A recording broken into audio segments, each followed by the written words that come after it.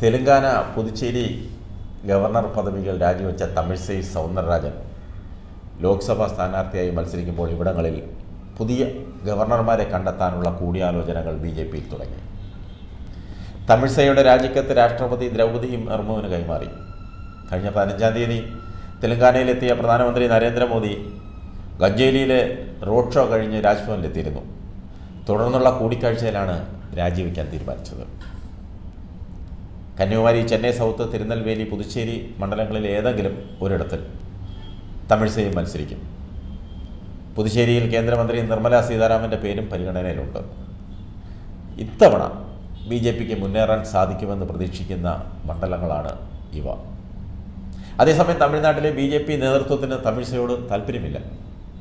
Tamil Nadu BJP അധ്യക്ഷയായിരുന്ന സമയത്ത് തമിഴ്സൈ 2019 ലോക്സഭാ തെരഞ്ഞെടുപ്പിൽ മത്സരിച്ചിരുന്നു.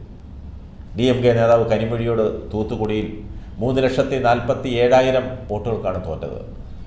2019 സെപ്റ്റംബറിലാണ് തെലങ്കാന ഗവർണറായത്. കിരൺ ബേദിയെ നീക്കിയതിന് പിന്നാലെ പുതുശ്ശേരി ലഫ്റ്റനന്റ് ഗവർണറുടെ അധിക ചുമതലയും തമിഴ്സൈക്ക് നൽകി. ഈ സാഹചര്യത്തിൽ കേരളത്തിൽ അറിയപ്പെടുന്ന ഒരാളെ തെലങ്കാന ഗവർണറാക്കുമെന്നതാണ് BJP കേന്ദ്ര നേതൃത്വം പറയുന്നത്. അതാരാണെന്നറിയാനുള്ള തന്ത്രപ്പാടിലാണ് ഇവിടുത്തെ പ്രമുഖ BJPക്കാർ. കൊല്ലത്ത് മത്സരിക്കാൻ കോൺഗ്രസിലെ മുൻ MP-യെ കിട്ടുകയാണെങ്കിൽ കുമ്മനം തന്നെ ഗവർണറായേക്കും.